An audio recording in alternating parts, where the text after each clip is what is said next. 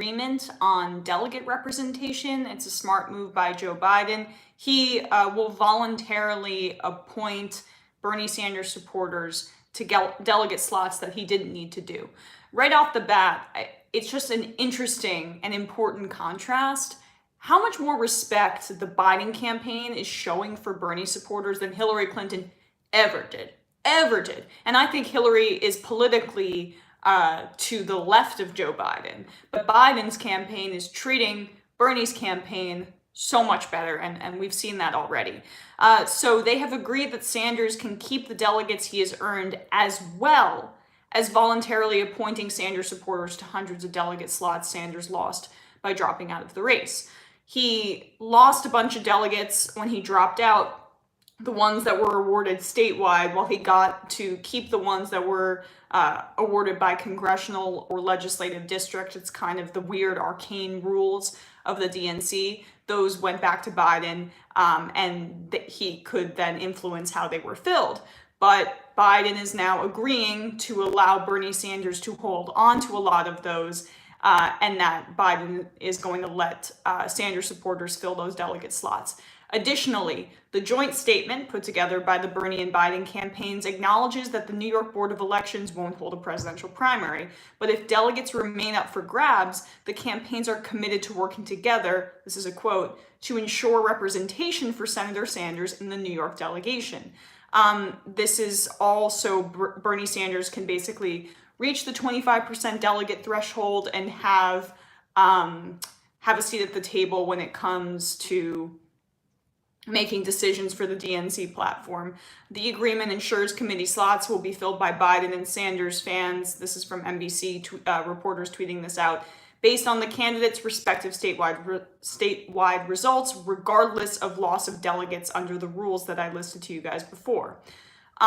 So look, it's a really smart move by Biden, but it's also just a good thing to do, and I think we can acknowledge that too. This is part of why Bernie Sanders dropped out so quickly. In addition, there was a lot of reporting about how Bernie had phone calls with President Obama about dropping out more quickly so they could defeat Trump. And Bernie just has a good personal relationship with Joe Biden in the way that he never did with Hillary Clinton.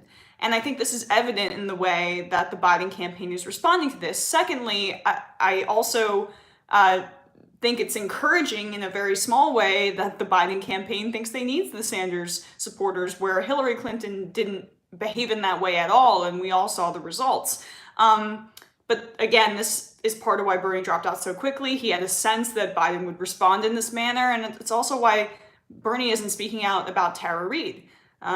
Bernie thinks that Biden is a good guy, and Biden may be a kind and decent man in the way that he interacts with other senators and other people in power. That may be all well and good, and I know that from what I've read and what I've heard behind the scenes, Biden always treated Bernie Sanders decently when some senators were not so nice because he wasn't necessarily fitting in the United States Senate.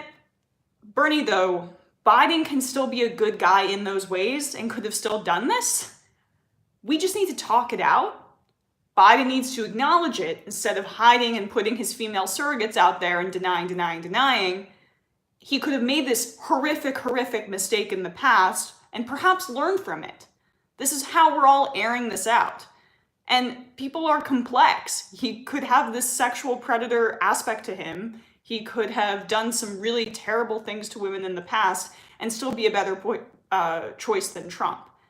It's not all about canceling someone. We just have to have these conversations.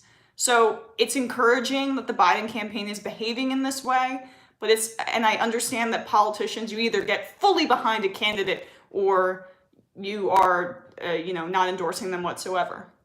But I think the fact that Biden is behaving in this conciliatory, decent way to the Sanders campaign, it's smart for him, but it can open up a nuanced conversation on the left about how human beings are complex, human beings have done terrible things. How do we reconcile with that? How can Bernie Sanders still feel that Joe Biden is a good guy when he's been so creepy to women and have potentially assaulted a woman in the past as well? So part of the conversations that need to be had. But again, it really just does stick out to me how Biden has just treated the left in the Sanders campaign, not in his policy, but in his actions in regards to the DNC, a lot better than the Clinton campaign did in 2016.